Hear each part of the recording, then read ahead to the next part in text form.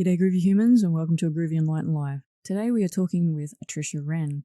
Now Trisha is an animal communicator and she specializes in horses, and I just find her work absolutely fascinating. You know, that deeper connection to oneness, that deeper connection with the animal kingdom.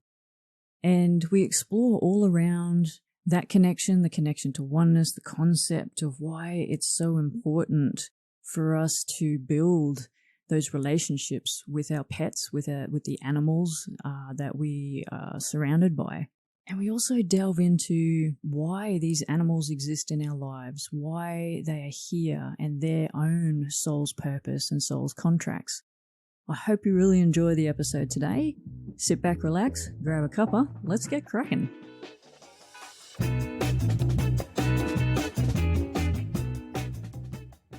Welcome to the show, Trisha.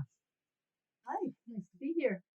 So how about you start by just sharing a little bit about yourself and what you do in the world? Okay, well, I'm Scottish, as Woohoo. will become apparent the more I speak, probably. And I live in New Zealand.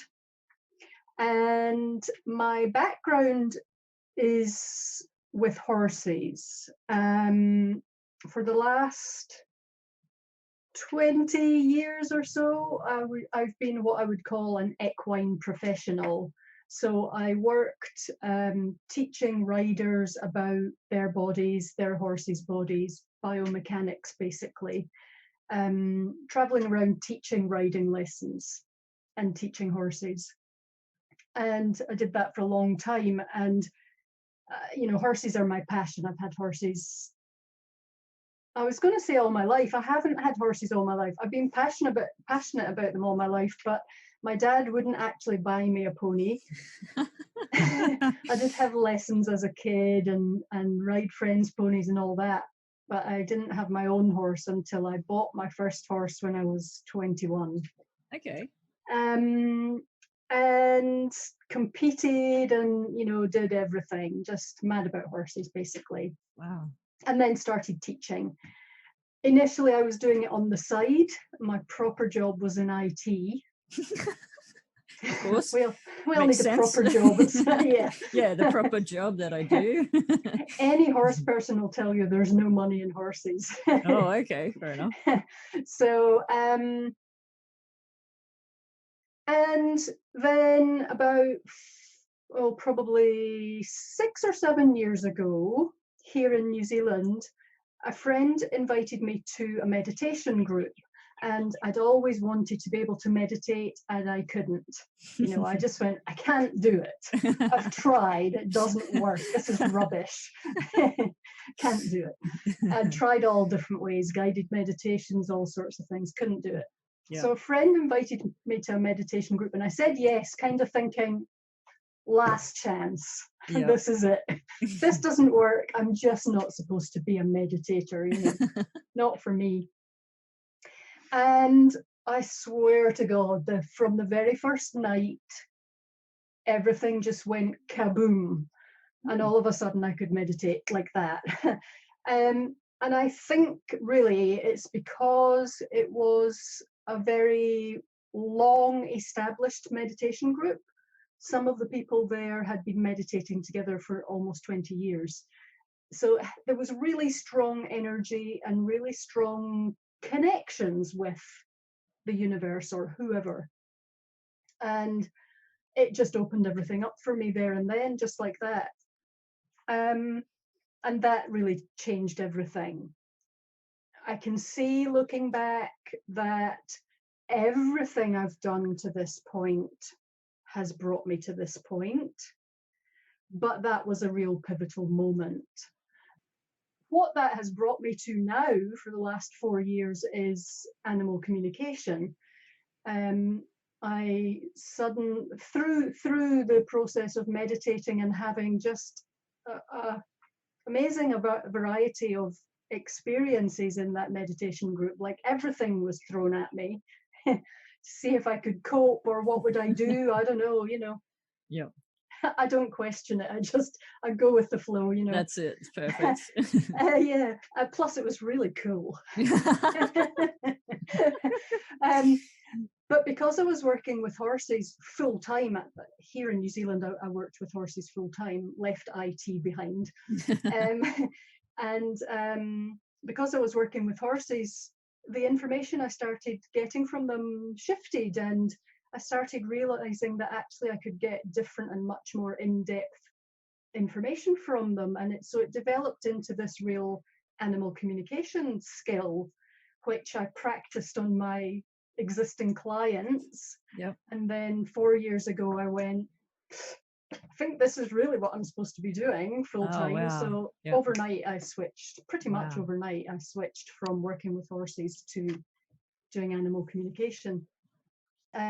Horses are still my specialty because I know the most about them. And it seems to me, having worked with lots of different animals, that horses are different in all sorts of ways. There's something more spiritual about them. And I get much different information from horses than I do from other animals. So that's where I am now. 4 years of being an animal communicator full time. Yep. Who knew that could be a job and earn me an income? Exactly. And, you know, I love it. When I first heard that you were an animal communicator, I'm like, wow, like it's not something that I think maybe when you were younger, you thought, I'm going to do that. So I don't know. That's my career choice. Yeah, exactly. Yeah.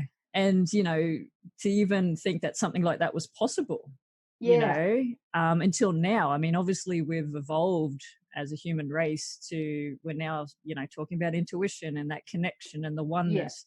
So it seems, I guess, more common now to be thinking about things like that. But obviously through your life, this was probably not even something considered, I would imagine.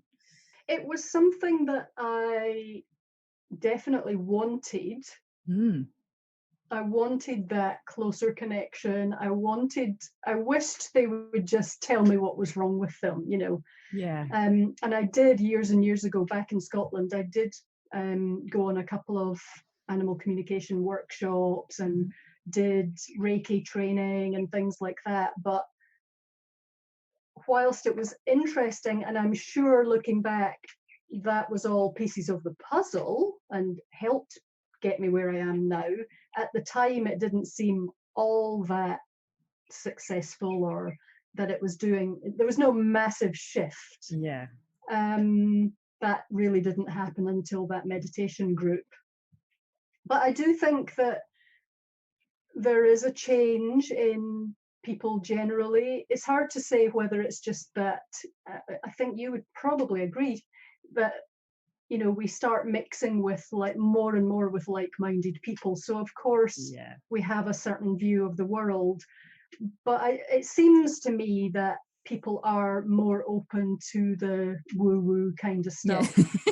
It's not as weird and wacky as it might have been thought to be 20 years ago, you know. Yeah, absolutely. So talk about, I guess, your job as an animal communicator. What do you do? I sit in my meditation chair. Yeah.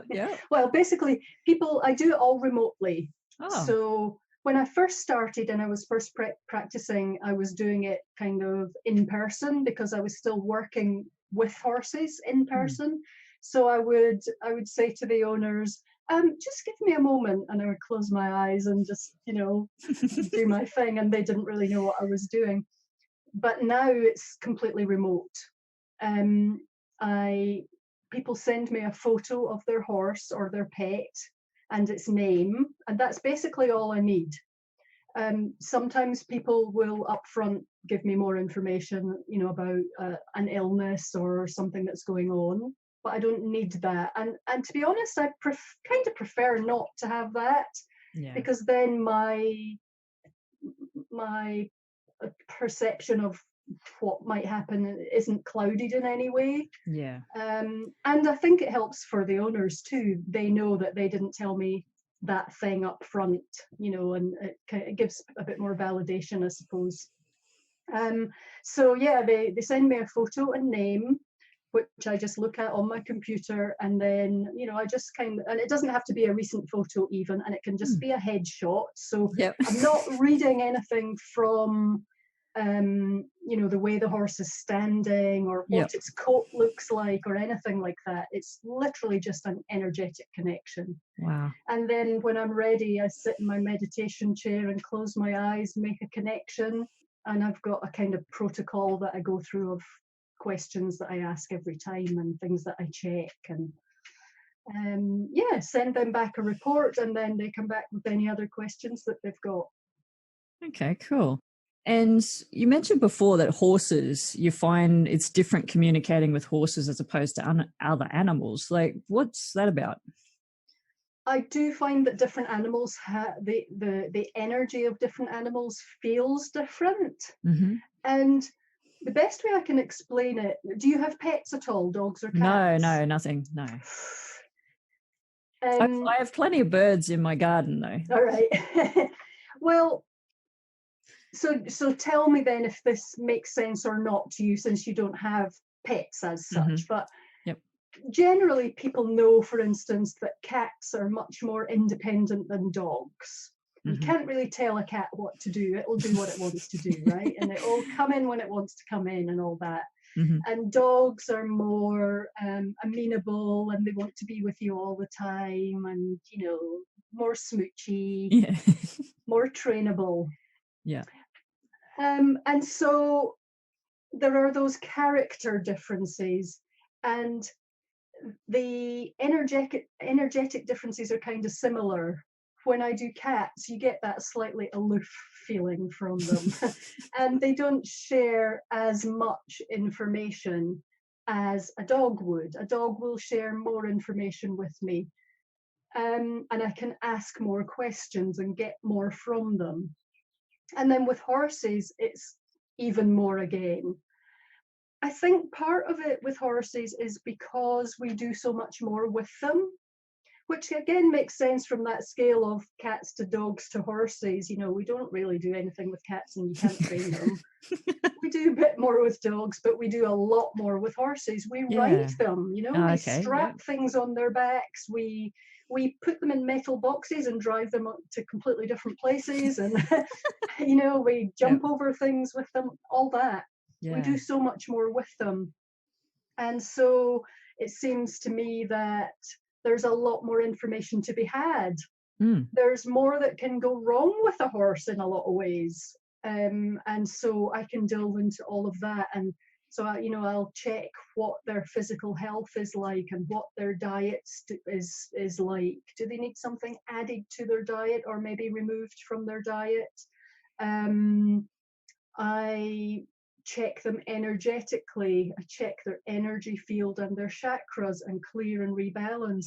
I check for things like past life issues. And with cats and dogs, that doesn't seem to come up. Okay. Or it doesn't seem to be such an issue, but with horses, it really can be. And maybe for, this is speculation because I haven't done any communication sessions with wild horses, but maybe wild horses or horses that aren't being used by humans, maybe it wouldn't be such an issue for them. But the fact that we're doing more with horses, it becomes more of an issue, those things. And so it's really helpful to just clear that unuseful energetic baggage and make things easier for them. And the cool thing is, unlike humans, animals let it go much quicker. Yep. You know how we tend to have layers and layers and layers of shit, basically. And you get rid of some stuff and you think, yes, I've done it. And then some more appears and there's more work to be done. Damn it. But with horses and animals generally, it seems to me that they let it go much easier. That's interesting. So do you have that natural connection with, like you said, wild animals or animals just out in nature as well? I actually don't. Okay. So, and there's pros and cons to that. I think I'm a bit of a fake animal communicator. I probably shouldn't say that, but not a real animal communicator. Whoa, stop that language. I think that most people's assumption or idea of what an animal communicator is that we must get streams of conversation from animals, hear them talking to us. Yep. And if I was walking down the street and I passed some stranger with their dog, that dog would be talking to me and I would hear it and be having a conversation. Yep. I don't get that. Okay. I don't get that at all. Yep. I have to, and some of it may be deliberate. It's a mix of deliberate and just the way it works for me, I think. I mean, I'm quite happy that I don't get bombarded with random stuff all the time. But also I'm very careful and deliberate about how I work. I never work without permission. Yes. I always ask permission first. And so I think that might be part of the reason I don't get random stuff from everywhere. Yeah, so it works a little bit differently for me. I get words and phrases. I get answers to questions. And then I get a lot of colors and feelings and emotions. And basically, I've just learned how to put it all together and how to interpret it and what it means to me. And I know that I've learned that my interpretation is correct by the feedback I get from owners. Yeah, absolutely. That's really, really interesting because I've learned a little bit of shaman sort of practices, and one of the key ones with communicating with nature and in particular animals is that you actually need to ask permission to step into their energy. I mean, we're a little bit rude as humans because we're always just, oh, give me this, give me that, or give me the answer, or whatever it might be, or we just push our way into another energy field. And that's where I learnt, I guess, when I do a different practice altogether. If I want to talk to an animal, for example, I will ask for that permission to step into that. Do you want to talk today? Let's just talk as friends. Like, I don't need anything from you. I'm just here to learn if we want to communicate together and just have a general conversation. So absolutely. I wrote a whole blog about this at the end of last year, I think, about asking permission, because it occurred to me that most people who have pets and horses, there's a bit of an assumption that if it's like my two dogs are lying here at the moment, there's a bit of an assumption that if it's your animal, yours. Yes, you what own does that it. even mean? You own it. Yeah, exactly. If it's your pet, that you can touch it whenever you want, and that they wouldn't mind, would they? Well, maybe they do. Some do. I'm sure they do. And so it got me thinking. Oh, actually. And I do it, I stroke them on the head without even thinking. And then I go, oh, didn't ask them if that would be okay. And to some people, that would sound like PC gone mad, right? It's like the whole, I was going to say it's like the Me Too thing, or, there are similarities. It's like you have to get consent, And energy is such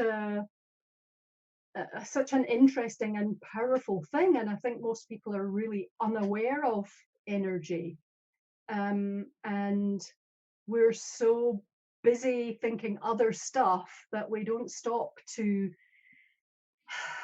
get back in our bodies and notice the little signals the animal might be giving us, saying, I'd really rather you stayed over there right now. So for me, I'm doing it on a whole other level when I'm doing an animal communication session, but I always ask permission. When I first started in the very beginning, when I was practicing on those clients' horses, occasionally, like I can probably count on one hand the number of times a horse said no to me, but it happened occasionally, and I would just say, okay, that's fine, and stop, do nothing else, and then maybe try again later, or another day, or another week, or whatever. And with all of them, when I went back a second time, I think there's only ever been one horse that blanked me completely. And even when I went back, I think I went back 2 other times, and he still said no, just wasn't interested at all. All the others, when I went back a second time, were fine with it. It was like they just needed to get used to the idea because I had appeared out of nowhere in their Yeah. energetic field, Yeah, that's it. It's a Yeah. bit of a shock. It's like, who are you? Yeah, Who's this Scottish lady that's just showed yeah, up? yeah. It doesn't Yeah. happen now, and I think that now, because I've been doing it for so long, I think even just unconsciously Mm. I mean, I still consciously ask permission, but I think outside of that, unconsciously my whole energetic approach feels different to them. Yeah. More So they, receptive. Yeah. yeah, yeah, Yeah. and non-confrontational. I'm just a gentle presence, Yeah. and there's nothing for them to worry about. Mm. Yeah, that's amazing. So we touched on a little bit before how humans are probably not as aware as we need to be with our own pets Yeah, and trying to understand, their needs. So do you believe everybody can build that connection and that awareness? yeah, I do. I mean, I think it just takes slowing down a bit and being a bit more mindful about how you are with your pets, whether Mm. it's dogs, cats, horses, whatever it is. So consciously spending time with them would be one thing. It occurred to me that my dogs are with me all the time. They're always in the office here with me when I'm working, and I do walk them once a day. But I had to consciously think, tell them how you feel every day, because otherwise Mm. it's like they're a presence, but you're not really connecting with them, Yeah. you know Yeah. so being consciously with them and finding a way to convey to them their how you feel about them or their worth in your life, like, Mm. I'm so glad we're doing this walk together. I love it when you keep me company and so glad you're in my life. Yeah. Doesn't take much to do that, does it? No. We would do it with well, you would hope. We probably know we should do it with a human partner, like, I love you, tell your husband you love them every day, or that sort of thing. Mhm. Or tell your best friend how much you appreciate everything they do for you, or it's just that sort of gratitude, showing love, and letting them know, I see you and I'm Mm. so glad you're in my life. Yeah. That shouldn't be hard to do, should it? Well, it shouldn't be. And you're right. I mean, I think it is questionable at times whether we do that well enough as humans to other Yeah, humans in our own lives. But yeah, we can look at, I guess, animals as more of objects yeah, potentially. They're just possessions that we have in our life, and we're yeah, not we're not building those connections. I mean, we're all part of the universe. We're all this oneness concept that we're here for, yeah, and if we're not making that connection with the animals within our lives, like, you know what can we do? definitely. Like, it's, yeah, we just really need to make those connections, I think. Yeah. It's so easy to get sucked into the day-to-day routine and just doing the chores, Mm. with horses too. We go to, muck out all the poo out of our horse's paddock and brush the mud off and feed him, and all the chores that we've got to do, but we never take a minute to just be with him. Yeah. Just be with him for a minute. Yeah. Gratitude, appreciation, just be. Yeah. Yeah. Yeah. And do you find that potentially some of animals' illnesses and conditions are coming from that lack of connection from their owners? That's a really interesting question. For me personally, I would say mostly no. But I do know, it seems to me that different animal communicators and healers, and I would call myself both, um, kind of get drawn to different areas and have different skills. And so I'm pretty sure there are animal communicators and healers out there who would focus on how the owner is adversely affecting the pet, or or even things like focusing on, like I routinely clear and rebalance the chakras, for instance, but that's all I do, and that's all it feels like I need to do. But I know there are people out there who focus really specifically on the chakras and which one is the problem and why and what does that mean and where does that come from and all of that, so it just seems for me that the answer for the animals I'm working with is usually a no. For me, it's more about the bigger energetic picture.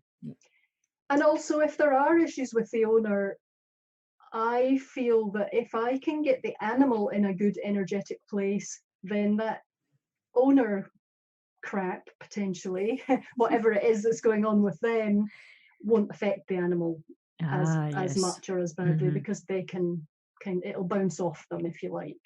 Yeah, okay. And that's really interesting because, I talk a lot about everybody has a unique purpose, and you've just described exactly your unique work, essentially. So there's many different types of animal communicators, but you're focused in on this very unique healing for these particular animals.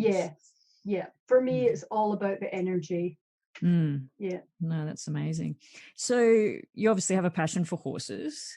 So what is, I talk about our unique soul's purpose as humans. Do you believe, I guess, animals and in particular horses have that unique soul's purpose for being here?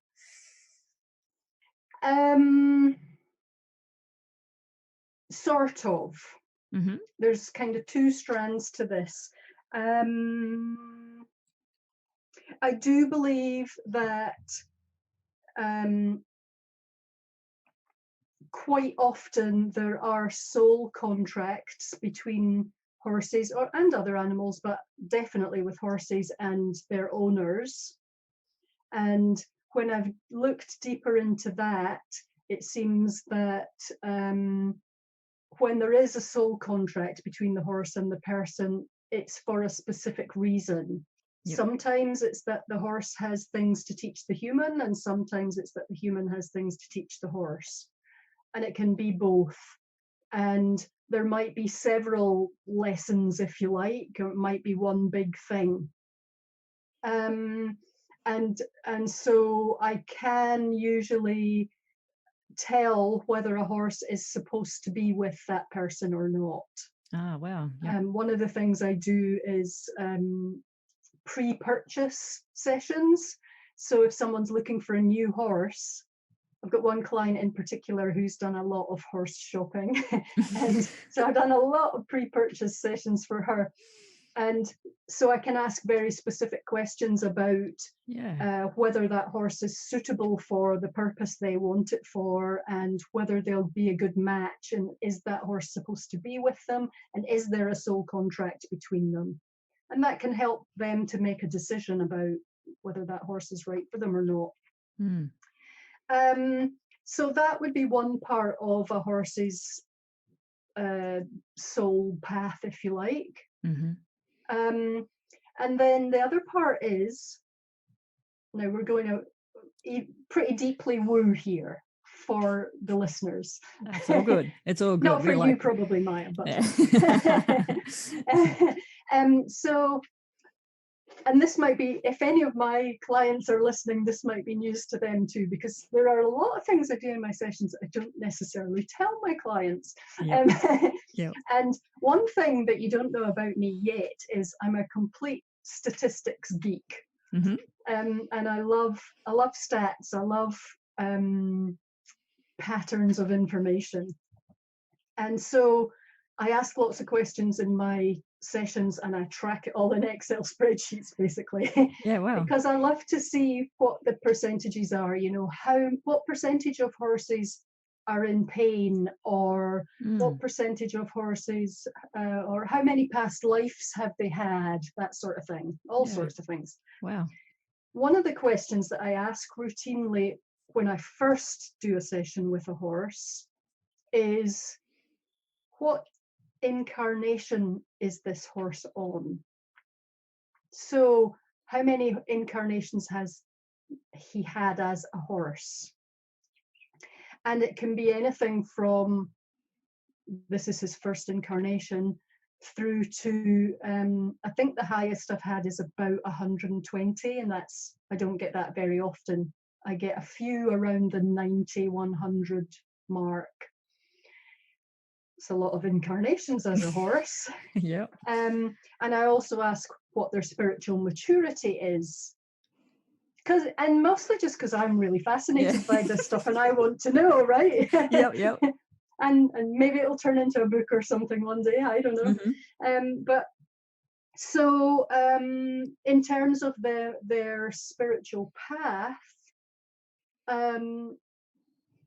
they do get reincarnated a lot as a horse. And my feeling is, with humans, when we get reincarnated over and over, we tend to get reincarnated, or the things that we have to do in our lifetime are because maybe we didn't deal with it last time, or there's something else we need to experience, those sorts of things. With horses, I don't think it's quite like that. I think it's more that I do think they experience different types of horse life, but I think the bigger picture is really they're here to help us and to teach us stuff. Yeah. That's their purpose. Yeah. And do you find that may be the same with all animals? Well, I haven't specifically asked dogs and cats, for instance, whether they've been incarnated before or how many times they've been incarnated. It seems very specific to horses, but I don't know if that's just because that's where my focus is supposed to be, or whether it just isn't like that with dogs and cats. I'm not sure. I got asked another interesting question the other day about a dog.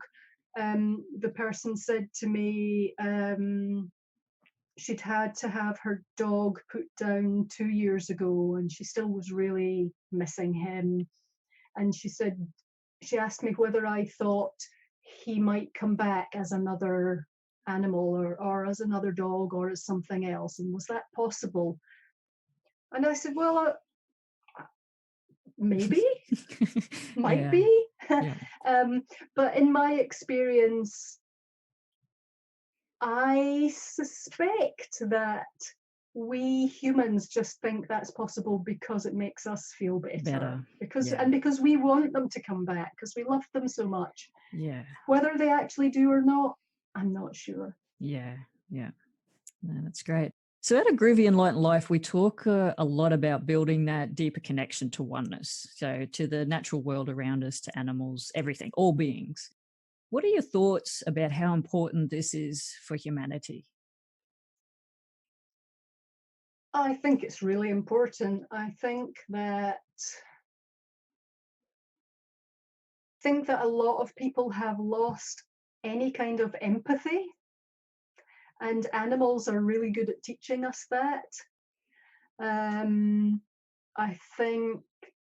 I think all children should have an animal, a pet, in their childhood, and learn about how to look after another being, and what happens when they die, and everything. I think that helps with our development and empathy.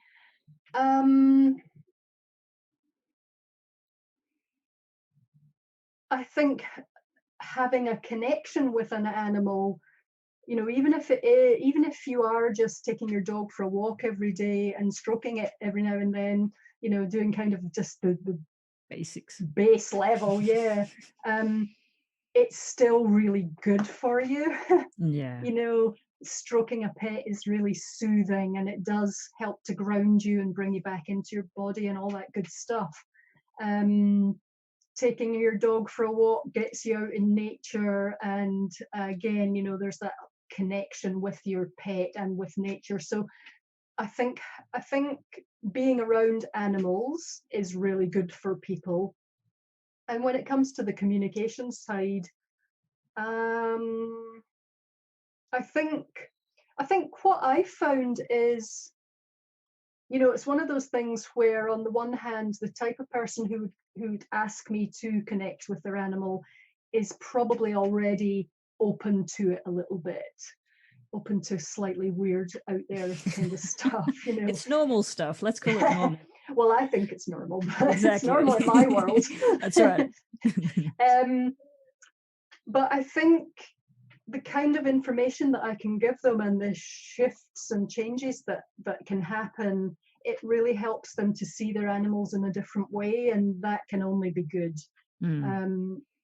Understanding that how they behave affects their pet, and things they can do differently to affect their pet's happiness or lifestyle, or, you know, quality of life.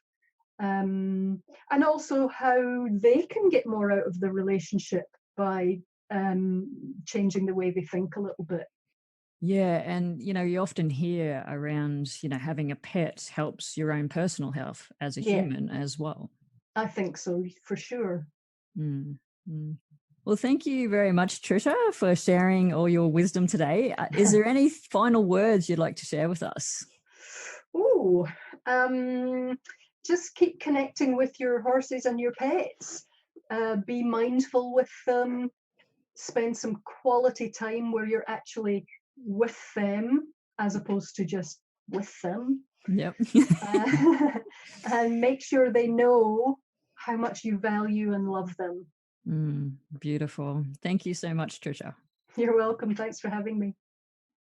I hope you enjoyed the episode today. I love the work that Trisha does, that deeper connection and communication with the animal kingdom, and in particular horses, and what she teaches and helps others to realize around that connection within themselves and the animals that they have in their lives. If you'd like to get in touch with Trisha or find out what she does in the world, head over to sagacityrising.com/AGEL021.